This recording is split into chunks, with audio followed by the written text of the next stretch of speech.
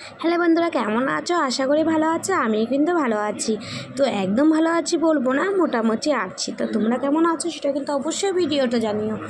আর দেখো বন্ধুরা, কি বলবো বলো তো, আজকে কিন্তু সত্যি কথা কালকে রাত্রেবেলা বৃষ্টি হওয়াতে কিন্তু আজকে ওয়েদারটা কিন্তু খুবই ঠান্ডা, খুবই সুন্দর। আর এতদিন ধরে গরমে থাকা যাচ্ছিলো না, ভীষণ কষ্ট হচ্ছিলো। তো আমি জাস্ট স্নান করে উঠে পুজো দিয়ে আসলাম এই ঘরে। আর তোমরা সবাই জানো আমি ঘরের মধ্যে থাকি, এর জন্য সবসময় ঘরের ভিডিওতেই দিই, ঘরের ভিডিওতেই ভিডিও করি, কিছু করার নেই। আর আমি একাই ভিডিওটা করি, কারণ যেহেতু আমার মোবাইল মানে ক্যামেরা ধরে দেওয়ার জন্য আমার কেউ নেই। আমি যা করি আমি নিজে একা হাতেই করি। তো তোমরা একটু কষ্ট করে একটু ভালোবাসা দিয়ে একটু দেখো ভিডিওগুলো। তোমাদের এই ভালোবাসাতেই কিন্তু আমি কিন্তু ভিডিও করার জন্য একটা আগ্রহ চলে এসেছে। আর সত্যি কথা বলছি, তোমরা এবার আমার পাশে থাকো, সাথে থাকো, দেখতে থাকো আমার ভিডিওগুলো। তোমরা যত দেখবে ততই আমার আগ্রহ বাড়বে। আর এখন তোমরা সবাই যেন এখন ভীষণ গরম টরম পড়েছে, আর এই স্কুল বন্ধ, এর জন্য ঘর থেকে বেরোতেও পারি না।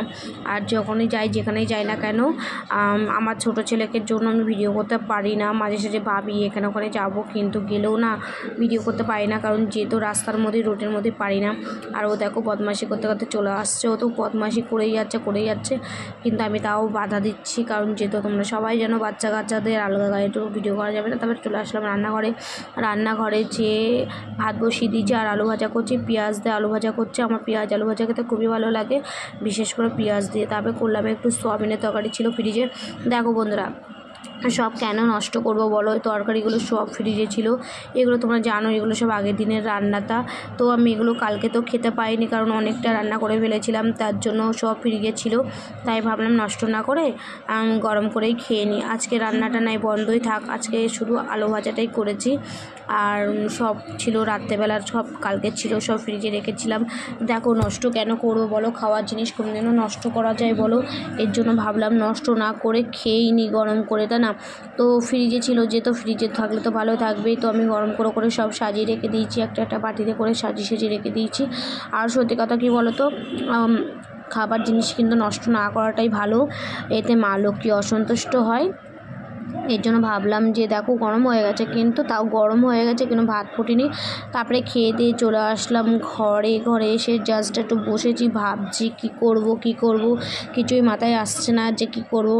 আর সত্যি কথা কী বলো তো, আমার তো ভিডিও ঠিক মতন দিতে পারছি না, তোমাদের সাথে শেয়ার করতে পারছি না, ঘরের মধ্যে ভিডিও দেখছি, তোমরা কেউ দেখতে চাইছো না। আর দেখো আমার ছেলে আমাকে পুরো ভূতনি বানিয়ে দিচ্ছে। দেখো আমার ছেলে আমাকে দেখো কী করবে, চুলগুলো নিয়ে আমাকে পুরো ভূতের মতন করে সাজিয়ে দিচ্ছে আমাকে। আর বলছে মা তোমার মাথায় উকুন বেচে দিই। তাই আমি বলছি দিয়ে উকুন বেচে দে। তো দেখো উকুন বেচে দিলে তো ভালোই বলো।